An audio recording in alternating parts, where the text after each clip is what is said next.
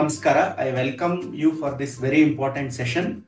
So ಇವತ್ತು ನಾನು ಕೃಷಿ ಇಲಾಖೆಯಿಂದ 945 ಪೋಸ್ಟ್ ವೇಕೆನ್ಸೀಸ್ ನೋಟಿಫಿಕೇಶನ್ ಬಿಟ್ಟಿದ್ದಾರೆ ಆಲ್ರೆಡಿ. ಅದ್ರ ಬಗ್ಗೆ ನಾವು ಇದೇ ಭಾನುವಾರ 22ನೇ ತಾರೀಕು ರಾತ್ರಿ 8 ಗಂಟೆ ನಾವು ವೆಬಿನಾರ್ ಇಟ್ಕೊಂಡಿದ್ದೀವಿ. ಇದಕ್ಕೆ ಆಲ್ಮೋಸ್ಟ್ 1,000ಕ್ಕಿಂತ ಹೆಚ್ಚು ಆಕಾಂಕ್ಷಿಗಳು ಸೇರಿದ್ದಾರೆ.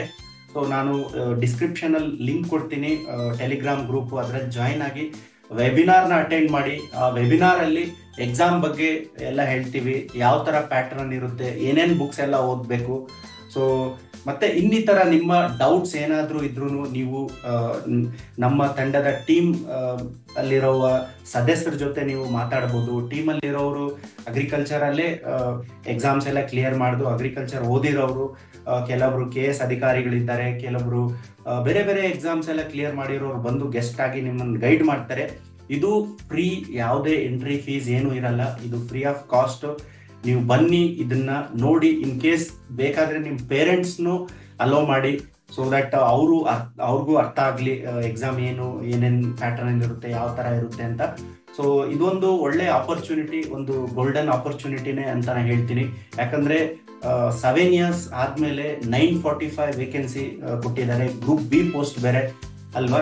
ಸೊ ಒಳ್ಳೆ ಪೋಸ್ಟ್ ಇರೋದ್ರಿಂದ. ಸೊ ಅಂಡ್ ಸ್ಯಾಲ್ರಿ ಬಗ್ಗೆ ನಾನು ಹೇಳ್ಬೇಕಾದ್ರೆ 41,100 ಇದೆ.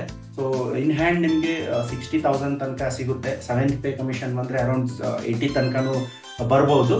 ಸೊ ಮತ್ತೆ ಇನ್ನಿತರ ಹಲವಾರು ವಿವಿಧ ಮಾಹಿತಿಗಳು, ಎಕ್ಸಾಮ್ ಯಾವಾಗಿರ್ಬೋದು, ಸ್ಪೆಸಿಫಿಕ್ ಪೇಪರ್ ಯಾವ ತರ ಪ್ರಿಪ್ರೇಷನ್ ಮಾಡಬೇಕು, GK ಪೇಪರ್ಸ್ ಯಾವ ತರ ಬುಕ್ಸ್ ಓದೋದು ಅಥವಾ ಮಟೀರಿಯಲ್ಸ್ ಮೇಲೆ ರಿಲೇ ಆಗೋದು.